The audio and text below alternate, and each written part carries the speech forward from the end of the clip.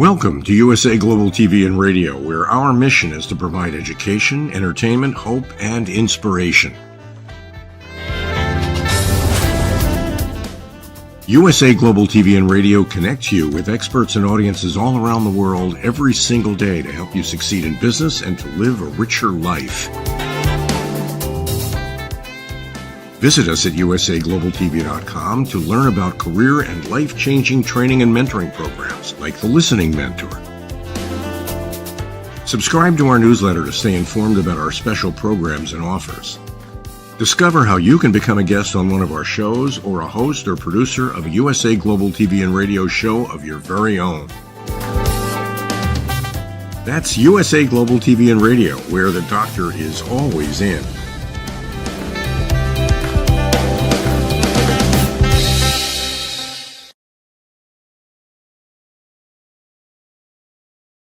Hello, everyone. A big shout out and welcome to USA Global TV and Radio, where we are proudly providing world-class education, entertainment, hope, and inspiration. I'm Dr. JACALYN KERBECK, and I encourage you to get on the bus with us as we are so proud to be able to bring you this show, the United Kingdom News and Culture, which is sponsored by DIANN, FLOYD, BOEHM. Our show today is episode 124, and as you know, there's so much going on with the royal family. We are truly blessed to have an expert here in-house who will fill us in on that, and also our second expert who is in the United Kingdom and sharing his knowledge and wisdom, and of course, a fabulous presentation. I encourage you to go to our YouTube channel, which is USA Global TV and Radio, and subscribe as we are on our way to 100,000 subscribers by September. So don't miss the bus. Let's get the show started. Let's bring out the star of our show, the beautiful, the vivacious DIANN FLOYD BOEHM, who's an international award-winning author. She has graced stages all over the world. She truly is a global connector, and she's a gardener, and she's taking real good care of her skin, I hope. Let's find out how she's doing. Yes, I do take care of my skin. I'm so glad to hear that, DIANN. No more poison ivy or prickly heat or anything else out there. So. I hope not. Anyway. Well, you're looking beautiful today. How are things going? It's going really well. I'm in Texas, so it's really hot now, but it's just beginning. The thermometer will rise, I'm sure, a lot more by August. That's for sure. I know it's hot here too. It seems like it's hot almost everywhere in the world, except some places where even team members, they're doing their shows with a big blanket and they're wearing long johns. So I don't know, we're very lucky. I like the heat. But speaking of heating things up, let's bring out our expert correspondents. First, we have HELENA, who really is the queen of everything regarding the royal family. She's an expert correspondent about them. She also is a royal photographer, and she knows a thing or two about casting. Let's welcome the queen of the royal roundup, HELENA. Oh, thank you, JACALYN. Too kind. Hello, lovely ladies. Oh my goodness, I'm absolutely sweltering here, so I do completely understand. It's just that we're not so used to it here in the UK, so it's a bit of a shock.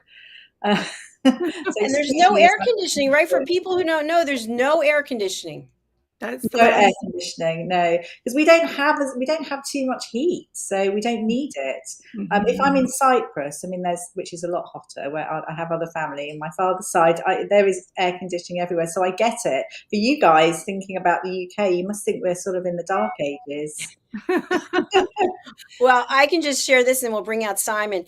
In the house I'm in now in New Jersey, I don't know, maybe 10 years ago, I invited a client to come and stay here with me, and the air conditioner went out. It was just the two of us.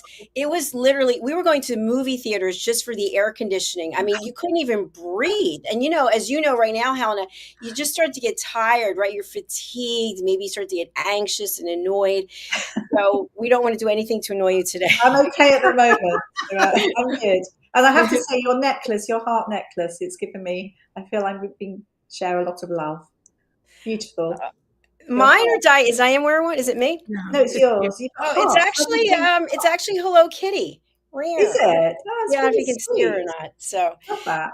by Really Trina nice. Tarantino, my earrings too. But thank you. Ooh. Well, let's welcome the gentleman of our show. He gets the opportunity to be with three ladies chewing his ear off. He is an expert when it comes to all things fisheries. He's also an incredible award-winning author. I believe he's got a second, third, I don't know how many more books he has coming out. And he is a keynote speaker. Let's welcome Simon MacDonald. Hello, welcome. It's lovely to be back again. Yes, well, yeah, it's all right for you lot. They're nearer the equator than I am, and you're all sort of boiling hot, and some with air conditioning and some without. I'm a lot nearer the North Pole, and I tell you, it's quite cold here today up in the wild west of Scotland. What? And the sun. Is there such a thing as a sun out there? Not today, not a bit of it. And we're going to get big rain tonight. There's winds coming in. We're getting, it's back to winter. It's amazing. Oh my gosh, it's crazy. And there's Helena down in Londonshire. I mean, 30 odd degrees and so on. And we're up here in the Wild West, and it's it's less than half the temperature you've got in London. That's for sure. And we have this no must rain really here. affect the fishery industry, right? Yeah.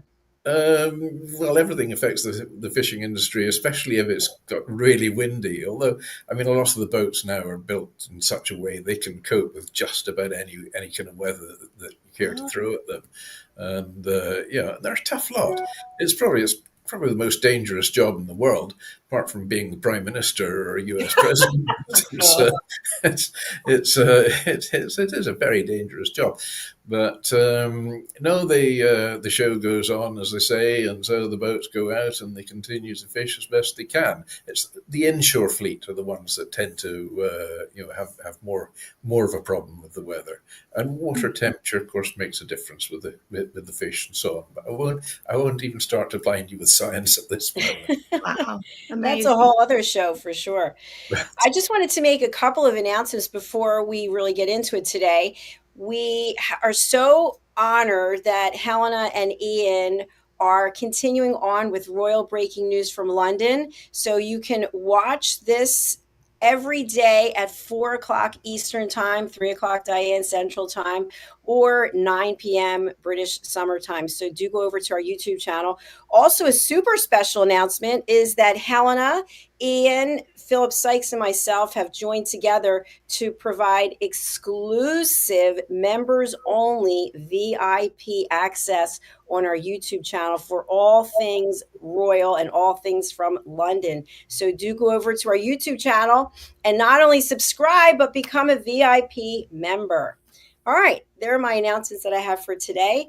Helena, we've got many images that you have. So let's get started with you. Thank you, JACALYN. And thank you so much for the announcements as well. It's such an exciting time, isn't it? It's so exciting. In fact, it's a very exciting time in the royal social calendar as well. There's so much going on.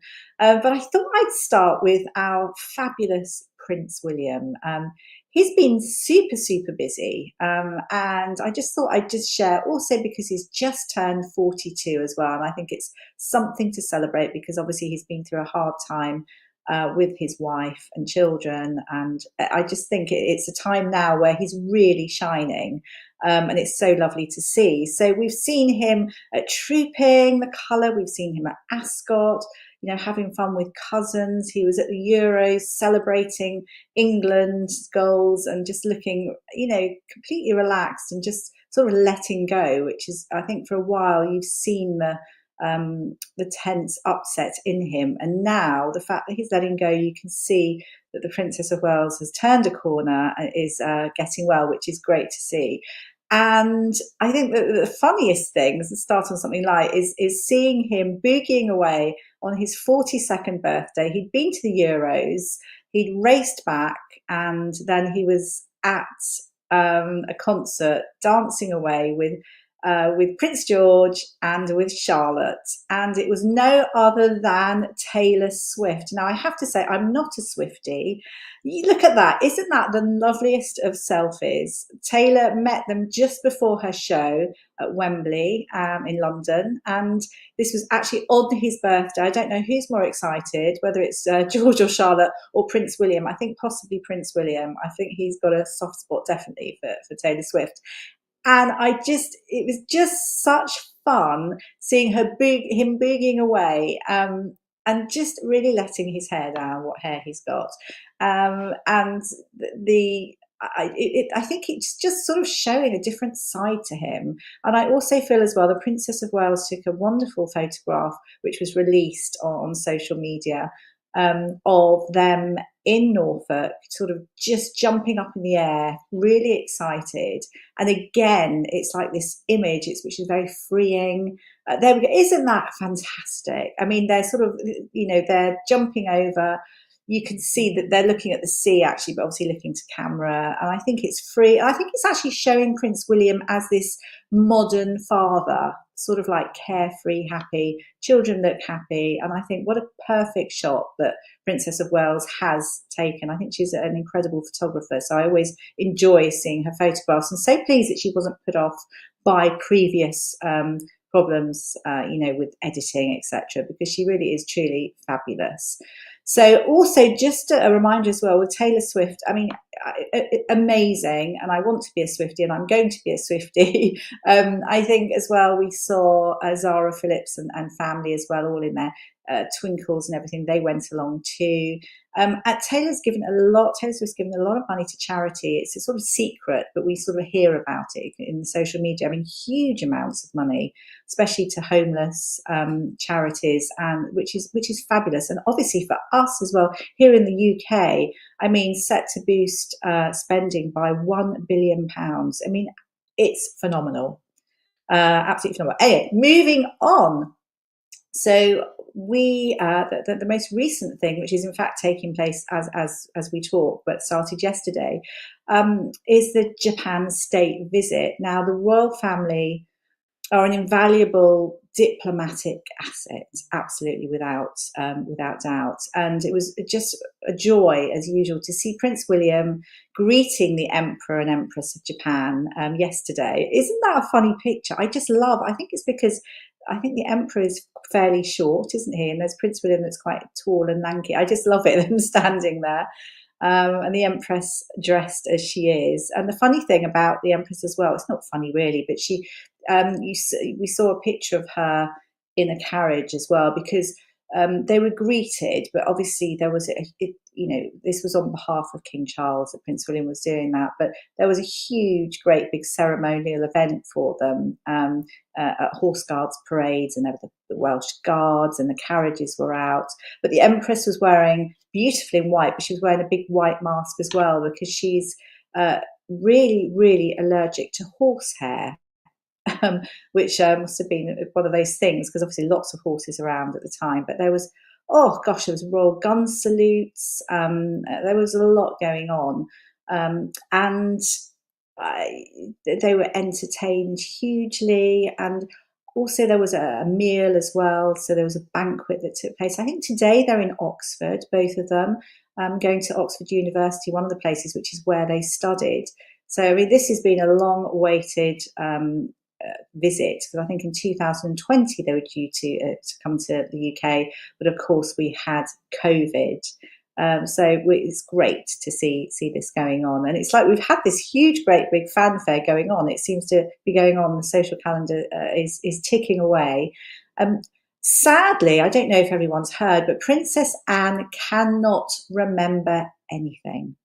Now, it's not actually as said there, but this is due to a minor head injury that she incurred and concussion. Now, I do say it is a minor.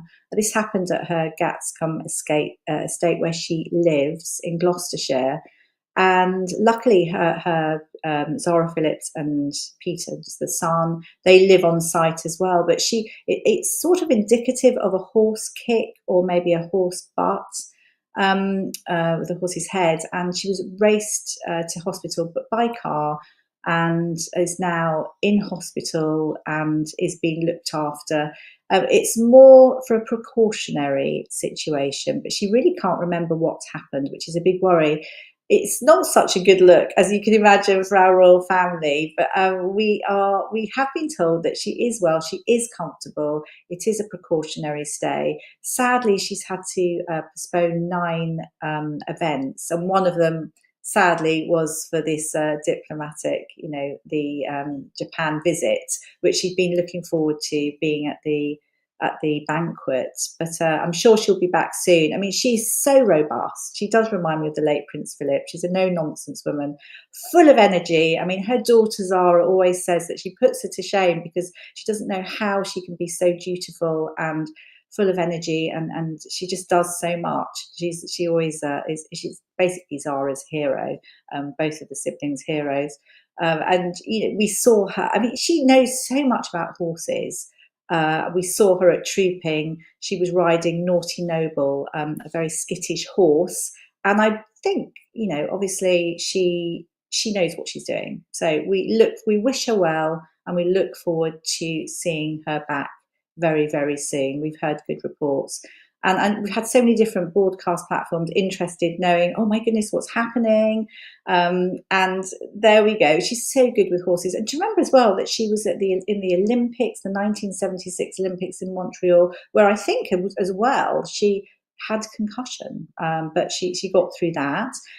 She's patron of over 300, patron or president of over 300 organisations. One of them, Save the Children, since I think 1970 she's been president, but wishing her well.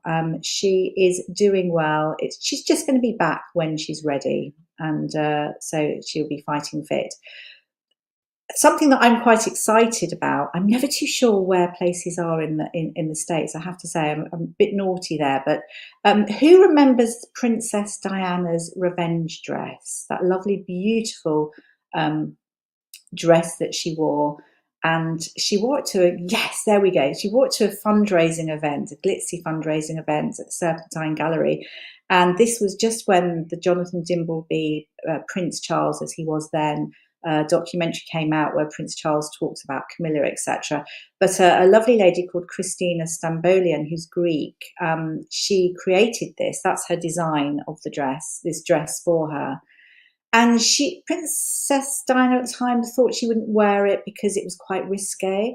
But she was so peeved with this documentary that came out with Charles that she wore it for this event, which was amazing. And I think everyone will remember that. She had that sapphire sort of pearl diamond choker, and looked absolutely amazing. I think as well about that, she was very upset with Valentino, who had released prior to the event that she was going to be wearing one of his dresses. And the late Princess Diana thought, I'm not going to support that because that was a very, very naughty thing to do. So wore that dress, and we've always, always, always remembered it. It was purchased in auction at Christie's in 97, I think it was June 97, and it was actually a Scotsman that bought the dress with his wife, Graham Mackenzie, and they had like a body shop, I think, outlet or something. But they bought it to raise money for charities. So they haven't shown the dress that often, but they've raised lots and lots of money for different charities, and they bought it for something like £45 5,000, I think, at the time, but that was back then.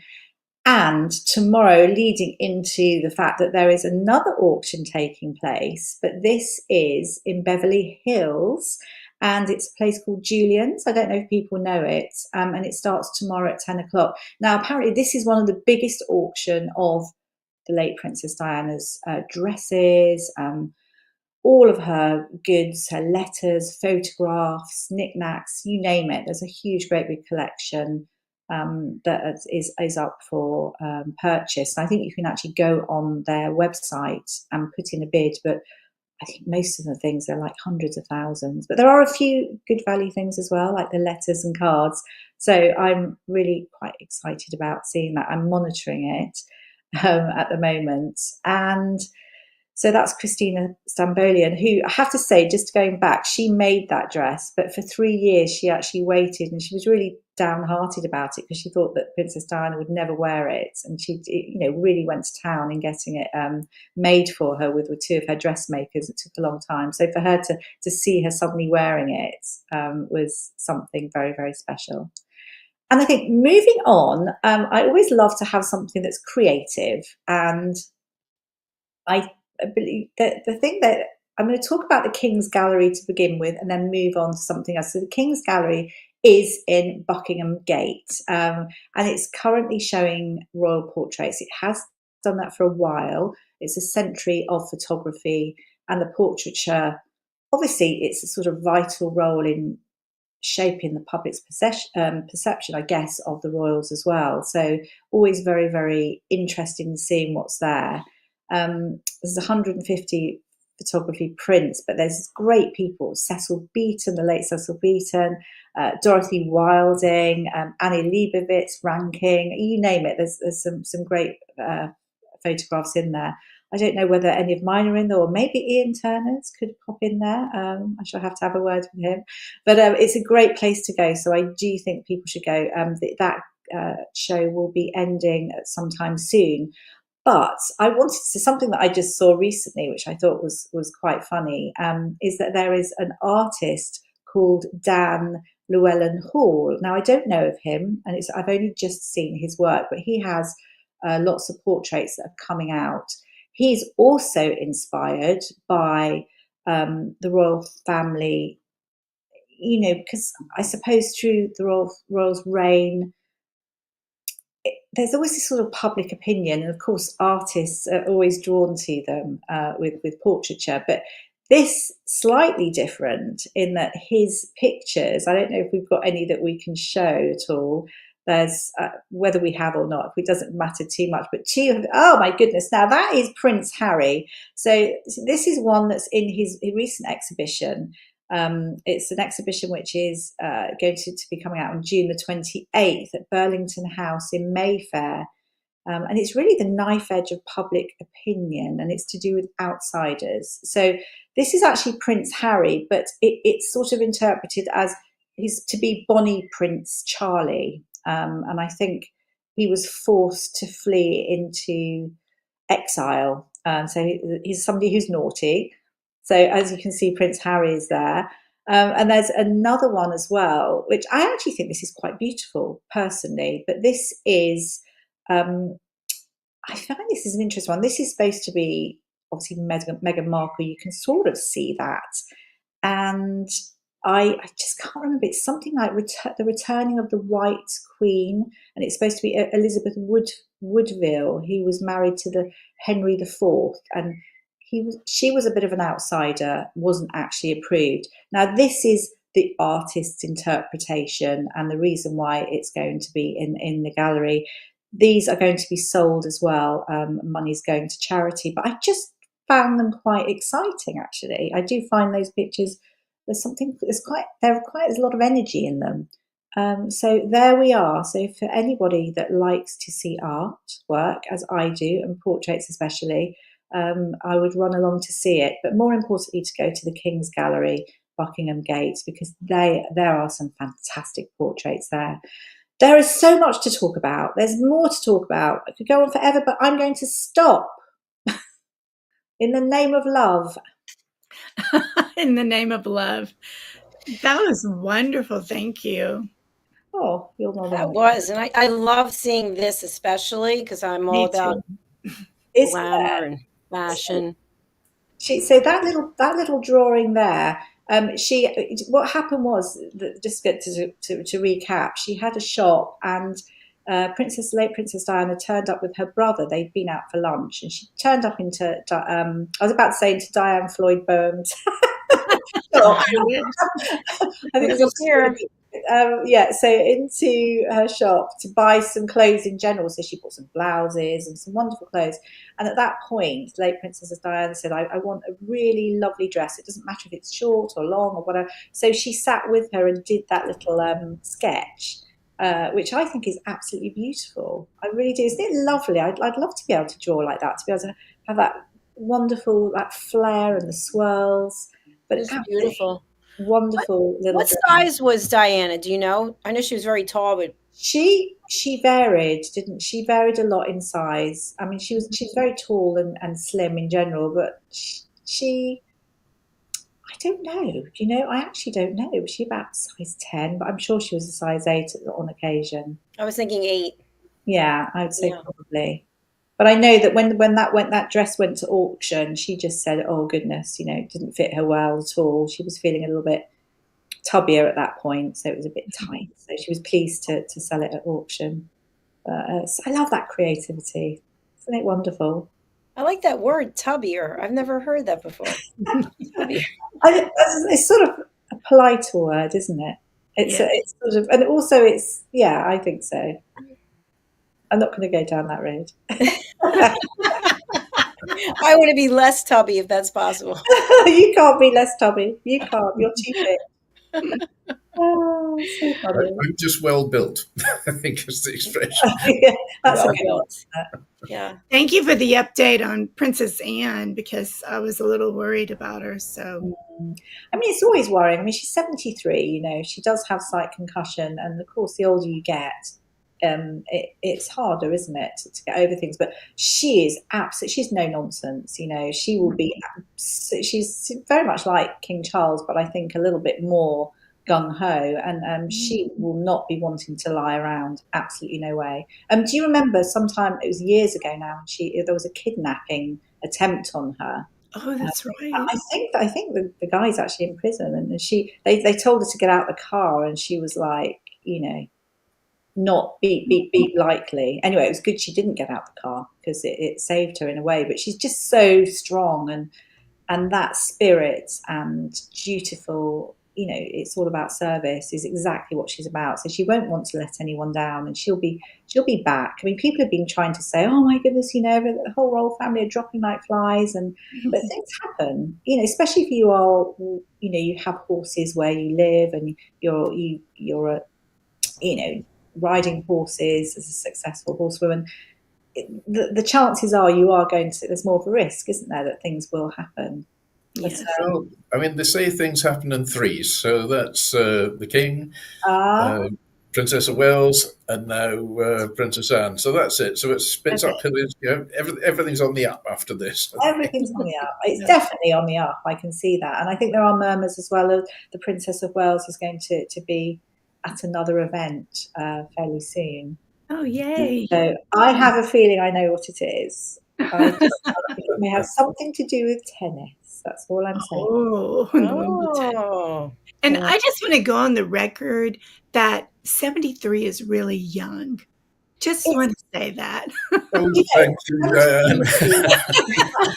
You are so right. I think the reason as well is she works tirelessly. I mean, she's known as Princess Anne is known as the hardest working royal. She each year she works. I mean, a phenomenal amount of jobs. And obviously, just in a week, she had to cancel 9 bookings. So that lets you know. And to be that fit and that energetic, I mean, here, I think hugely. I mean, and yes, you're right, 73, especially a fit 73. Very young these days, isn't it? Maybe young. All those years ago. But... I'm starting to think, you know, maybe 150, you're starting to get old. That's right. The people in the blue zones, right? Just it's your lifestyle choices and some good genetics. That's right. Yeah. Princess Anne, she likes mushy bananas. The browner the better, because apparently they digest better. So she enjoys those. I'm not a fan, I have to say. What about you? I They're don't good for like making banana bread. Yeah, that's what I was going to say. Yeah, good for cooking. Perfect for banana bread. But my husband's that way. He likes the browner the better because they get sweeter and sweeter, But They get so mushy, though. That's the part I Yeah. don't like. It's like, I know. ooh. That's Helena, we had one picture which I didn't put up. I wasn't sure where it went. Oh, Dianne's drinking again. actually, that one probably was slightly. Do you know what? We're going to talk about it anyway, if there's time. So that is rosé. Yeah, that's rosé wine. In fact, it's looking very appealing at this moment, and it's very cold. As I'm so hot and dripping, I could just reach in and grab it. Rosé wine at the moment, I think in France, is really in vogue. Red wine is out, and in fact, lots of red wine, I believe, is being thrown away just because it's just not. I don't know, things coming in. I don't know what's going on here. I actually quite like red wine. But this is to do with the fact that we spoke about Meghan Markle, didn't we, a while ago, and she's wanting to be a millionaire, and there's been some naughty things going on in that she's been releasing various things. Whenever there's something going on in the UK, we've sort of come to realise that she will always release something at a time, i.e. around Trooping of the Colour when the Princess of Wales was coming back. All of a sudden, something went out on social media that her new brand, Riviera Orchard, I find it so hard to remember the brand's name. She was releasing dog biscuits and various things. But the update is, I think her product is actually going to be rosé wine, which makes sense. And it makes sense for a few reasons. Obviously, rosé wine's very in. There's a huge amount of money to be made in wine, especially if you've got a brand. And if you remember her social media, it used to be called the Tig, which I think was to do with the red wine. And Harry and Meghan, when they first met, they drank rosé wine. So I think that's the route forward. And so I hope they just quietly get on and do that, and wish them every success. So there we go. I didn't realise I was going to talk about that because I was actually slipped in error. That's okay. I'm going to do a side note. I just learned that the Gen Zs have this new way of cutting a cake. Are you ready for it? Oh, You take your wine glass and you cut your cake with your wine glass, and everyone scoops out the amount of cake they want. oh no! Oh Wow. no! But that's after they've drunk their wine, so they've got And then the cake is very holy. Oh, I think that's funny. Actually, it is funny. I suppose for me, maybe I'm a bit old school. It sort of makes me think of bacteria, and I don't really want their germs on my bit of cake. What about for those who have the huge wine glass? Take the entire cake almost. There you go. Well, thank you, Helena. That was really very interesting. Some great stories you shared today. Yeah. All right, are you going to stick around or you have to go? I'm actually going to go because I'm just going to get ready for our next slot, Dr. JACALYN. Yes, I'll be seeing you shortly. Well, I guess you can go and put your head in a freezer, maybe. That's another thing as well. I'm actually going to have some water, so I'm going to go and get some water now and just cool down a little bit. But thank you so much, everybody, and look forward to seeing you next week. And Thank you, Helena. Simon. Bye for now. Thank you. Take care. Bye. All right, the heat is on. Diane, anything you want to share before we go to Simon? No, that's really good, but The Heat Is On is a great song. Yeah, it is a great. The heat is on. All right, Simon, you're going to heat things up here. We're turning it over to you. Well, I wish I could heat things up here. It's actually, there is a glimmer of sunshine out there now. Maybe, oh, please let there be some. It's been very cold today, and have the heating on this morning, would you believe? I've been wearing a jersey as well. It's, oh dear. Anyway, there we are. Rosé wine, very popular in France, in particular in the summer. In the winter, just watch them. They'll go back to drinking red wine in the winter. So there we are. Anyway, today, well, I'm talking about an amazing character. And this is, again, World War II time, around the time of the D-Day landings again. So here we go. I mean, so it's when the battle-hardened troops from the recently formed SAS, they dropped behind German lines after D-Day, they demanded jeeps, guns, explosives, and a gallant Scot carrying a makeshift church in a wicker hamper. Well, thousands of Allied troops were already pressing forward on the ground by the time British Special Forces flew over south over the darkened fields of France on June the 21st, 1944. But for the SAS, this journey, 2 weeks after D-Day, would be one of the most dangerous missions of the Second World War. A parachute drop into the heart of occupied France, where the Germans were digging in, and where to be caught was a death sentence. So before leaping into the blackness outside, the battle-hardened men of A Squadron of the SAS were checking their essential kit, weapons, ammunition, rations, sleeping, and their favourite clergyman. The troops knew they were likely to be operating behind enemy lines for months, so it was all the more important to have some religious and spiritual support as they risked their lives day by day for king and country. The man who'd volunteered to go with them was Army Chaplain Fraser McCluskey, who eventually became affectionately known as the Parachuting Padre. McCluskey had undergone intensive parachute and other training so that his presence would aid and not hinder, hopefully, the soldiers. Like them, he was in no doubt of the consequences if he was discovered by the Nazis behind their lines. He would probably be executed, not simply taken as a prisoner of war. James Fraser McCluskey, always known as Fraser, was born in Edinburgh on September the 19th, 1914, just over a month after the beginning of the First World War. His only sibling, Margaret, was 7 years his senior. And the McCluskey family soon moved to Aberdeen, where young Fraser's father ran a laundry business. And as a boy, he would sometimes accompany the driver of the horse-drawn carriage on his laundry rounds. Well, McCluskey, he attended Aberdeen Grammar School until 1931, showing talent at both rugby and ballroom dancing. Then he returned to Edinburgh with his family, starting a degree in arts and divinity at the city's university. Even as a teenager, he was convinced his future lay in the Church of Scotland as a minister. So in 1938, with the benefit of a travel scholarship, McCluskey spent 3 months in Germany, where he became interested in the confessional church, which opposed Hitler's efforts to take over the Protestant churches. So McCluskey had a strong personal objection to the racist doctrines of the Nazi Party, and while in Germany, he met and then became engaged to Irene Kaliminas, the daughter of a German pastor. On his return to the UK, he began a job as a Scottish secretary of the student Christian movement. And on August the 24th, 1939, with war looming, he married Irene in Edinburgh. The groom, he was 24 and his bride 26. So, like her new husband, Irene hated all that Hitler stood for, and the war meant she was separated from her family indefinitely.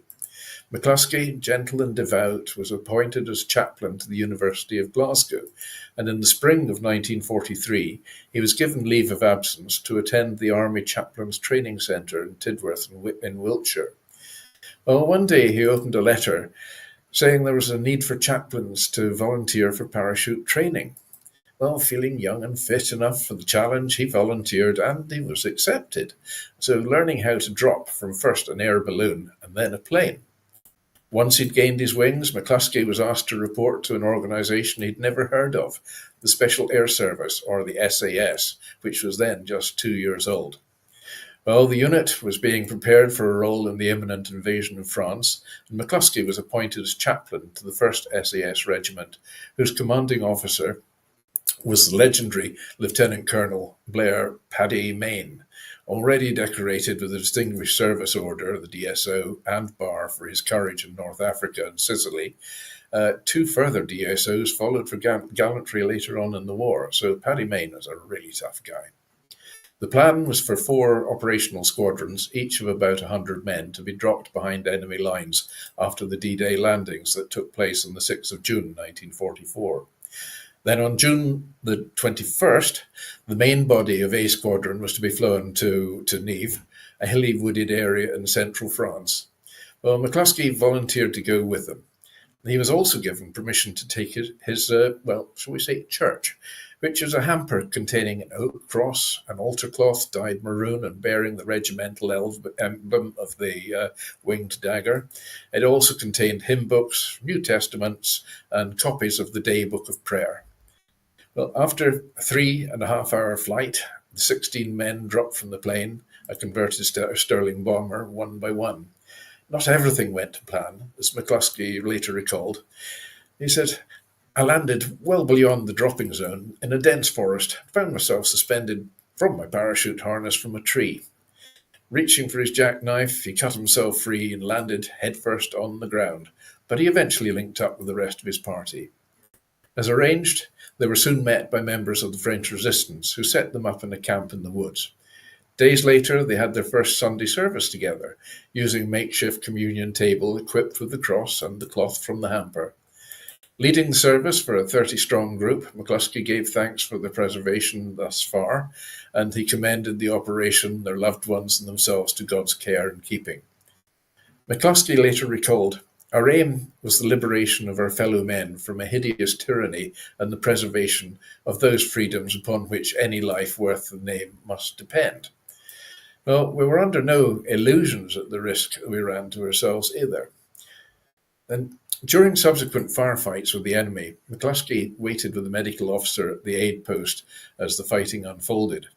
At times he helped out, including when Sergeant Major Reg Seekings was hit in the head. McCluskey said, "I cannot forget the first and last surgical operation at which I assisted, however inexpertly. The bullet lodged deeply at the base of his skull and he could not be removed. But Reg, as one would expect, took it in his powerful stride and in no time at all resumed normal operations." As the weeks passed, the weather deteriorated, meaning the RAF could not make the planned drops of supplies. With the local maquis routed by the Germans, with few farms in the area, the SAS and their padre were short of food. He says, "For the first time in my life, I began to learn what it felt like to be hungry," as McCluskey said. But after 3 weeks, new supplies were successfully dropped to them. McCluskey toured the area in a Renault, looking after the needs of what he called his parishioners, which were SAS soldiers trying to sabotage German operations as the Allied army pressed further into France. "I wasn't there as a fighting man, but I had my own job to do. I was better able to do it because, as far as possible, I was sharing the life my flock had to lead. I was the better able to do it because, unarmed, I represented the peace, which the men knew well is God's will for a warring world," said McCluskey. For much of the time, McCluskey had a personal bodyguard, Harry Wilson, who affectionately became known as the Padre's private army. And the Padre later said, "In a setting which could not have been more abnormal, I found opportunities to exercise my calling as great as I'd ever known." While A Squadron took few casualties, B Squadron was less fortunate, and at one point 41 members were surrounded by a huge Gestapo and SS force. 1 was killed, 3 wounded, and 7 escaped. The remaining 30 were captured and summarily executed as the order was out for anybody of Special Forces or the SAS would be shot on sight, not taken prisoner. And D Squadron also lost many men. McCluskey was concerned for his wife back home, who, of course, was still separated from her German family. However, he managed to stay calm in the face of danger. "I can only say that fears, when visited my own heart, were never disabling, but there was the thrill of our Robin Hood existence, the previous friendship of my companions, the excitement of the enterprise, and the daily surprises, whether pleasant or unpleasant," said McCluskey. At one point, British and American supply aircraft crashed nearby. Well, McCluskey and the SAS were able to bury the Americans before the Germans found them, but the British plane crashed further away and the enemy reached the scene first. McCluskey was also full of admiration for the Maquis and the ordinary civilians. Sometimes the locals were shot en masse rather than giving up the positions of the SAS men who were fighting to free them from German occupation. He said, "In addition to great risk to themselves, they went out of their way to help us. Little wonder that, like so many others, I shall always feel that France is a second home." McCluskey spent nearly 3 months behind enemy lines in France before enjoying some richly deserved leave. And although he was grateful for every hour at home with Irene, he was also impatient to get back to the regiment, as the SAS is known within the army. However, he was not dropped behind the enemy lines a second time. Instead, he was posted, still in his role as a chaplain, to the Second Army as it made its way through Belgium, Holland, and eventually Germany. This time he found his work really less rewarding. The sense of a close-knit fellowship was inevitably lost, and my work as chaplain grew correspondingly difficult, McCluskey said later. Yet as he entered Germany, the full horror of the war was brought home to him, with the whole towns obliterated by Allied bombing campaign. The plight of such inhabitants that remained was pathetic beyond words, he said. After the German surrender on May the 7th, prompting VE celebrations the next day, McCluskey travelled to the Rhineland, where he hoped to find out news of his wife's family. He discovered that one of the last Allied bombing attacks had struck Irene's parents' home, killing both of them along with their daughter-in-law and their 3 young children.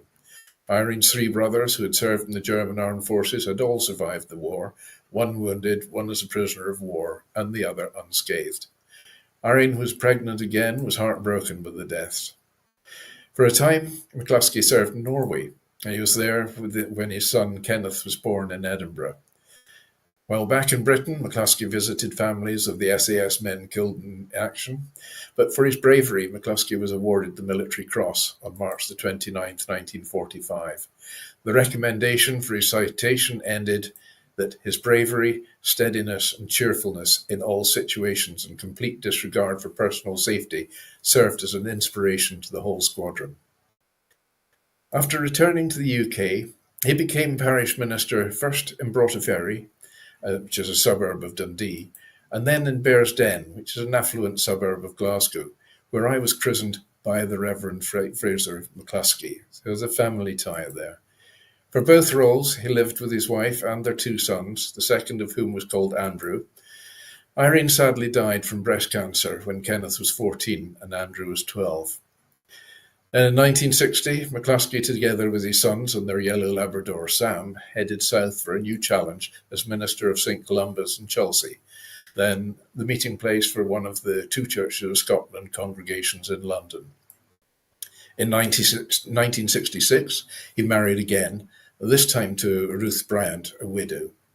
In 1983, Fraser McCluskey was made the moderator of the General Assembly of the Church of Scotland, which is the most senior position in the Church of Scotland.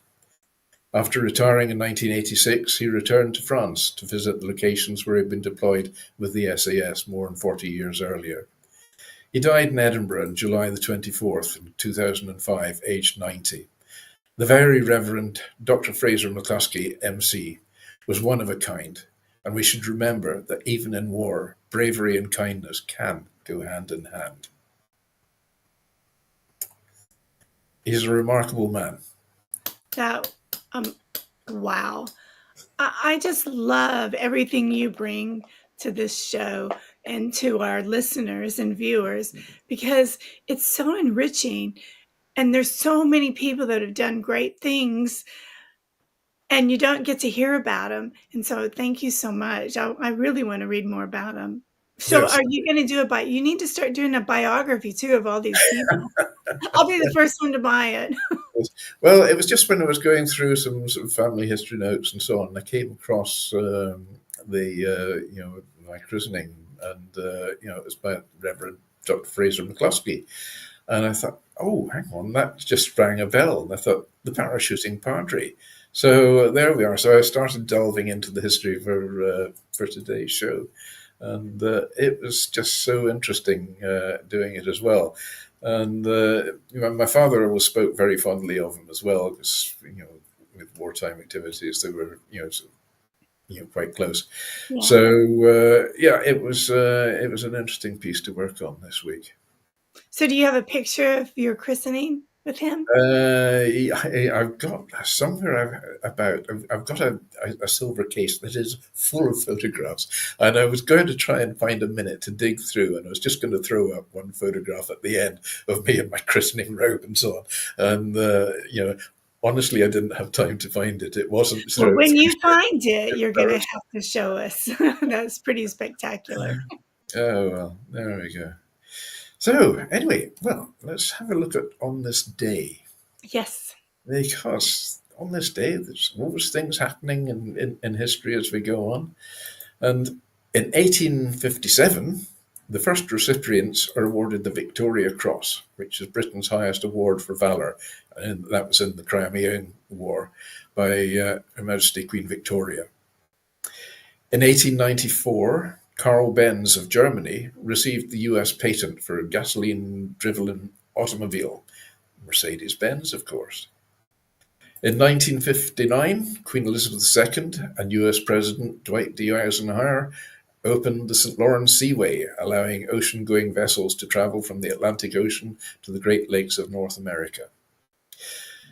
In 18 birthdays today now, 1824, William Thomson, first Baron Kelvin, Scottish mathematician or mathematical physicist.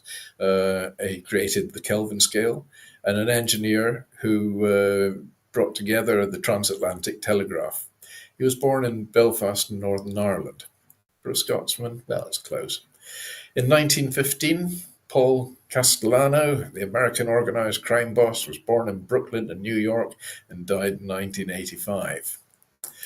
And for deaths, I could only find one sort of fairly significant one today, and that was in 2003. Dennis Thatcher, first baronet, an English businessman, and he was the husband of Margaret Thatcher, former Prime Minister. He died at the age of 88. Dennis Thatcher was a really nice chap, actually. He had to put up with quite a bit with the Iron Lady as his wife, and she was a very demanding lady. I mean, we think Princess Anne stuff. My goodness, Margaret Thatcher was really something else. So there we have on this day. Maybe that's why President Reagan and Margaret Thatcher got along so well. Yes, quite. I love that. Thank you again, Simon, for all the work that you put into everything that you do. I know it takes a lot of time, and you're educating all of us and telling us about people we might not have known things about otherwise. So appreciate it. I find it. I mean, personally, I find it fascinating. Yeah, and I just delve in. I just get totally immersed in it, and it's actually sort of great escapism at the same time as well. But there we go. I'm sort of looking at all these, things which have come over the last don't know how many weeks. And I thought, here comes another book, possibly, if I can get time to put them all together. I mean, it's all these exploits and tales of of whatever, bring them all together, history and mystery and all the rest. Yeah, and I have a lot of fun doing it. Well, good. It shows. It shows that you like it and you're passionate about it. Diann, what would you like to share with our audience before we leave today? If it's burning up, please stay hydrated. If you happen to be moving into winter because you're below the equator, make sure you cover up your ears and stay warm. That's a good one. Two good ones. Simon, how about you? Well, I mean, remember that today is the tomorrow you worried about yesterday, I think is what I'm coming up with this week. I like Stop worrying. It doesn't do any good. It doesn't bring any value. I mean, you're worrying, it ages you dramatically. I mean, I'm only 21. Yes. Well, I'll share. I taught a class last night, and I shared this with them, and it went over well. I have a new system of how I evaluate everything, whether it's a business decision, a personal decision, a relationship, spending money. I look at two things. One, what is the potential joy and happiness that I'm going to get from it on a scale of 1 to 10? And if it's not 8 or higher, that's something to consider. And two, what is the potential risk of doing it? So I'll give you a quick example. I was walking by the pickleball court and I thought, you know what? I've played before. Maybe I should get the racket back out again. I thought, well, how much happiness will that bring me? a 2 or a 1. And what's the downside? I could get hurt. So that's it. I don't even think about it anymore. It's so easy. I'm not worried about what other people think. I'm not letting my emotions dictate it. I'm just looking at that happiness, like in factual, like I know it would still make me happy or not. I'm not emotionally thinking about it, if that makes sense. So that's what I would encourage people to think about. Take the emotion away and make a logical, rational decision for everything that you do. Love it. Very analytical. I'm highly impressed with that. You have a mind that whirls like a computer. It's quite I'm something, that's for sure.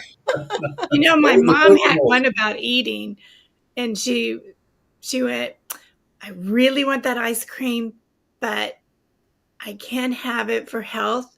So I'm going to remember what it tastes like because it's going to be gone in a moment anyway. And so that's how she would walk away from it. I'm like, oh my gosh. Yes. I think today I would need hot ice cream here. Melting away. All right, my friends, we have to close out because we know Ann Scotland's show is coming up right after this. The podcast Maestro Launch It, followed by the Royally Rich Lifestyle Show. So we will be back again next week. We'll see you all later, right, Diane? Absolutely. Yep. All right. Right. Bye, everyone. Okay. Bye. Bye.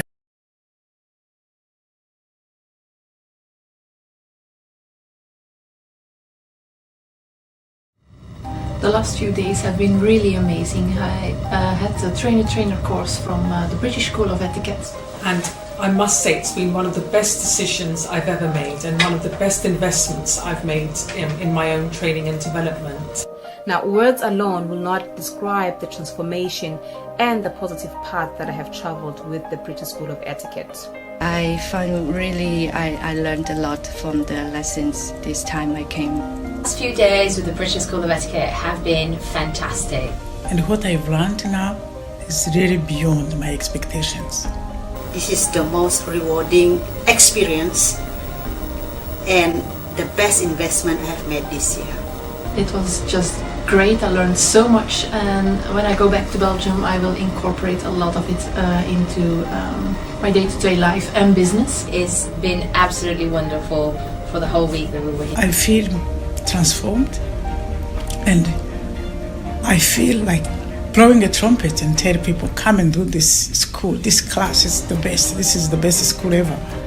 You should take it. It's just, it will change your life immediately. I am now able to teach other people how to bring the best of them.